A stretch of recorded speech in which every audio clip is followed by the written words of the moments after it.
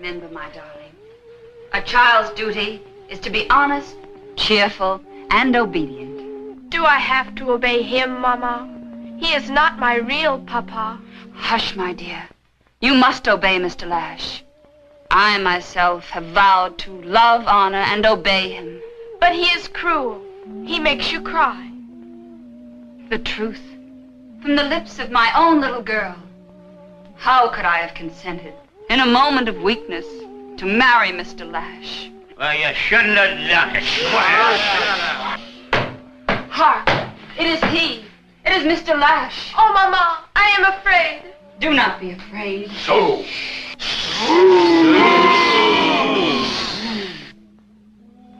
I find you whispering. What is it this time, Well, answer me. Don't tell him nothing. If she tells on our little Mary, we're gonna... It's too late for a subterfuge, Agatha. 1 hour ago, I intercepted a letter which this ungrateful child wrote to her maternal grandparents in Schenectady. No. Yes. Leave the room, Agatha. Please, Mr. Lash, I beg of you. Don't you leave, ma'am. You stay with little Mary. I am your husband. Leave the room. Heaven help us. Now, you ugly little fiend. I'll teach you to write lies about me. It is true. You are mean and cruel to my Mama. Oh, indeed. Well, I can be meaner. I'll teach you what cruelly feels like.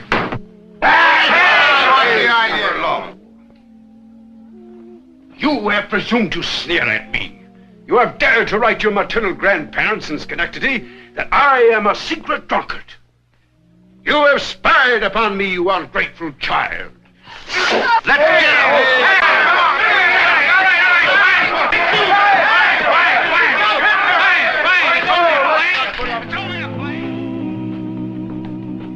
Harlow again. Wonder if that no-good child-beaten murderer gets murdered, or does he murder the king? He better get murdered.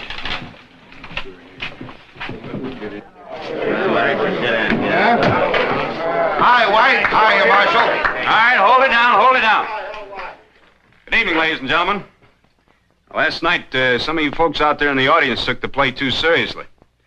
Just in case you haven't read today's Eagle or were told by your bartender, I'm going to repeat a mild warning. Now, this stage up here belongs to Mr. Harlow and his actors, and nobody else, and that includes everybody out there. Now, if anybody tries to climb up on this stage except the actors, or tries to make any unnecessary noises, you're going to get buffaloed. The law says you'll stay in jail for 30 days. Now, me and my deputies are going to be sitting in the front row, so all of you just sit back, relax, and enjoy the play.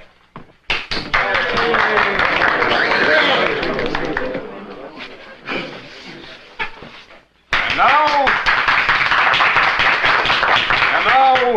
on with the play.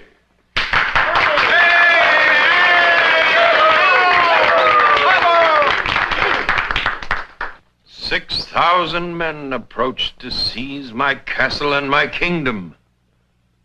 And I, alone and deserted. My life is like this piece of cord. It had its beginning. It must inevitably have an ending. Now, what could be fairer than that? And yet, a king must sleep, restless with the burden of his own crown. For on this day, I did but hearken to such tales of woe from my poor subjects, that death, not sleep, would such a blessing be. But hold, my wretched life is precious to my people. True, true. For when the last ruddy drop escapes the cup, what then? Moncrief is king. Aye, Moncrief, my nephew, so steeped in evil as to mock my name and make his own name a terror in the kingdom. Moncrief. His name to squeak like the gallows rope, like the screw that turns the rack. Moncrief. His name doth rhyme with grief, that word so cruel and so forlorn. But why do I think of this? For I am old.